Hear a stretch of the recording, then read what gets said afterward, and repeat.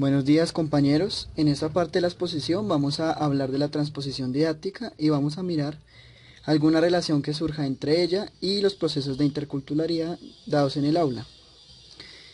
En primera medida vamos a definir lo que significa la transposición didáctica y para este caso lo vamos a tomar como un proceso de adaptación de saberes. Este proceso de adaptación de saberes se hace entre ¿qué?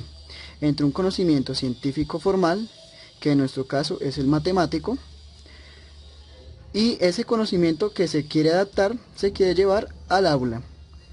De esta manera se pueden llevar unas etapas de delimitación. Estas etapas de delimitación me permiten pasar del conocimiento científico formal a el conocimiento matemático que se da en la escuela.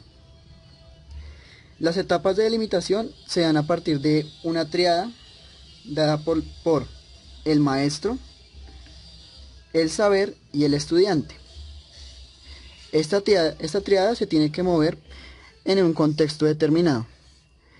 Depende de ese contexto, se tiene que dar la transposición didáctica. Es decir, si el maestro está tomando un tema en matemáticas, tiene que partir del conocimiento científico formal, que sería el saber.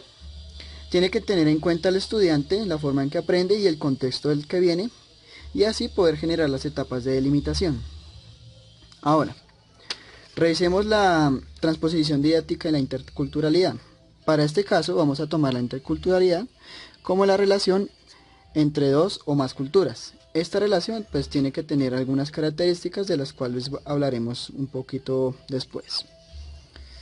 Lo primero que tenemos que decir es que si se pensara en la transposición didáctica y la interculturalidad en el aula, tendríamos que pensar en lo siguiente. Existe la cultura del matemático, que es la que refiere al saber científico formal. Y existe la cultura de los estudiantes. Esta cultura es la que está mediada por su contexto, por sus aprendizajes, sus creencias y en general todos los aspectos de tipo contextual. Ahora, cuando estamos haciendo un proceso de transposición didáctica, lo que queremos es acercar al estudiante desde su cultura a la cultura del matemático.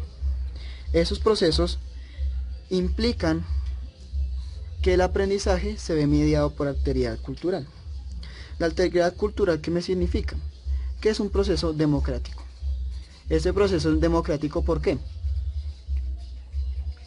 Porque en cierto sentido, cuando uno hace transposición didáctica, uno no está haciendo una obligación al estudiante, es decir, uno no obliga al estudiante a aprender matemáticas, sino que se parte de la cultura y se va poco a poco invitando al estudiante a que se sumerja en la cultura del matemático.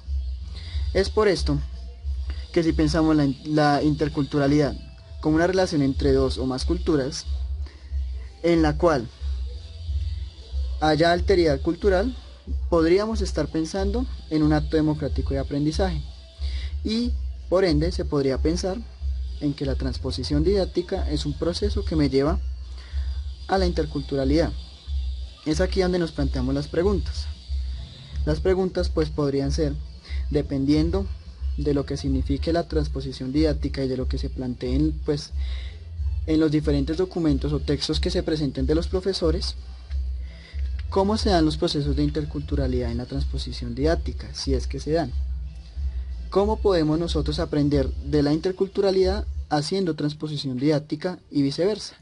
¿Qué podemos nosotros aprender de la transposición didáctica tomando como referente la interculturalidad en el aula?